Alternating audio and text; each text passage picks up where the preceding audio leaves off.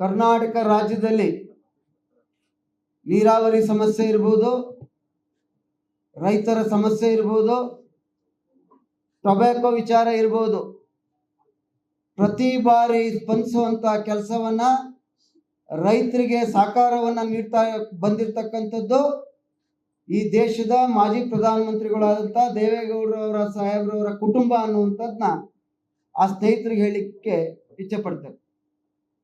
ಮೊನ್ನೆ ಜನರೊಂದಿಗೆ ಜನತಾದಳ ನಮ್ಮ ಯುವ ನಾಯಕರಂತ ನಿಖಿಲ್ ಕುಮಾರಸ್ವಾಮಿ ಅವರು ಬಂದಂತ ಸಂದರ್ಭದಲ್ಲಿ ಅಲ್ಲಿಯ ರೈತರುಗಳು ಅವ್ರ ಗಮನಕ್ಕೆ ತಂದ್ರು. ಇಲ್ಲಿ ರೈತರು ಪ್ರತಿಭಟನೆ ಮಾಡಕ್ಕಿಂತ ಮುಂಚೆ ನಿಖಿಲ್ ರವರು ನಮ್ಮ ನಾಯಕರಂತ ಕುಮಾರಣ್ಣರವ್ರ ಜೊತೆ ಚರ್ಚೆ ಮಾಡಿ ನಮ್ಮೆಲ್ಲರನ್ನ ಮೊನ್ನೆ ರಾತ್ರಿನೇ ದೆಹಲಿಗೆ ಬರ್ಲಿಕ್ಕೆ ಹೇಳಿ ನಾವೆಲ್ಲರೂ ಕೂಡ ದೆಹಲಿಗೆ ಹೋದಂತ ಸಂದರ್ಭದಲ್ಲಿ ಸನ್ಮಾನ್ಯ ಶ್ರೀ ಪೀಯೂಷ್ ಗೋಯಲ್ ರವರು, ಕುಮಾರಣ್ಣರವರು, ದೇವೇಗೌಡ ಸಾಹೇಬ್ರು ಅವರ ಚೇಂಬರ್ಗೆ ಬರ್ತೀನಿ 12 ಗಂಟೆಗೆ ಅಂತ ಹೇಳಿ ಸಭೆ ಫಿಕ್ಸ್ ಆಗಿದ್ರೆ ದೇವೇಗೌಡ ಸಾಹೇಬರು ಬರೋದು ಬೇಡ, ಕುಮಾರಣ್ಣರವರು ಬರೋದು ಬೇಡ, ನಾನು ಈ ಭಾಗದ ರೈತರ ಪರವಾಗಿ ಖಂಡಿತವಾಗಿದ್ದೇನೆ ಅಂತ ಹೇಳಿ 11:30 ಗಂಟೆಗೇನೆ ಕುಮಾರಣ್ಣರವರ ಒಂದು ಕಚೇರಿಗೆ ಬಂದು ನಾವು ಹೋಗಕ್ಕೆ ಮುಂಚೆ ಮಾನ್ಯ ಕುಮಾರಣ್ಣರವರು ಮತ್ತೆ ಪೀಯೂಷ್ ಗೋಯಲ್ ರವರು ಕಾಯ್ತಾ ಇದ್ರು.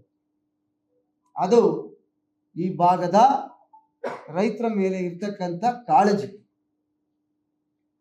ತಕ್ಷಣ ಎಲ್ಲ ವಿಚಾರವನ್ನು ಹರೀಶ್ ಹೇಳಿದ್ದಾರೆ, ಮತ್ತೆ ನಾನು ರಿಪೀಟ್ ಮಾಡಲ್ಲ. ನಮ್ಮೆಲ್ಲರಿಗೆ ಒಂದು ಅನುಮಾನ ಇದೆ,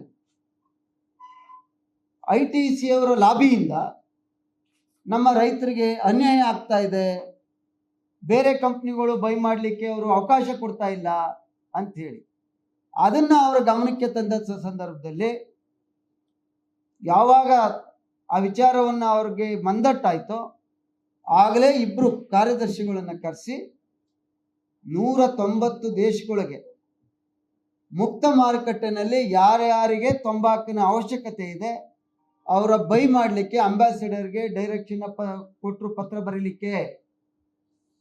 ಅದರಿಂದ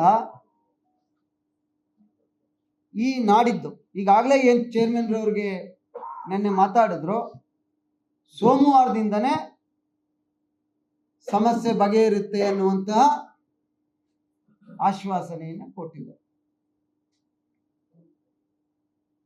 ನಾವು ನಿಮ್ಮ ಮೂಲಕ ಒತ್ತಾಯವನ್ನು ಮಾಡುವಂಥದ್ದು, ಮಾನ್ಯ ಮುಖ್ಯಮಂತ್ರಿಗಳೇ, ಮೈಸೂರು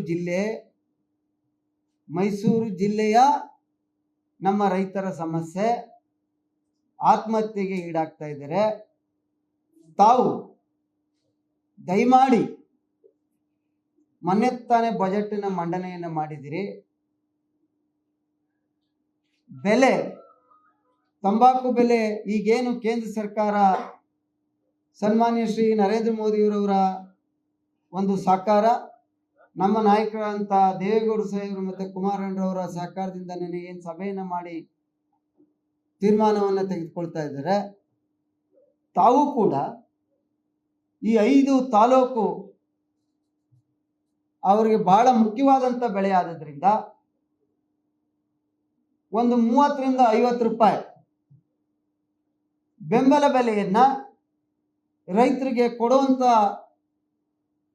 ದೊಡ್ಡ ಮನಸ್ಸನ್ನು ಮಾಡಿ ಆ ಭಾಗದ ರೈತರನ್ನ ಉಳಿಸ್ಕೊಳ್ಳುವಂತ ಕೆಲಸವನ್ನ ಮಾಡಬೇಕು.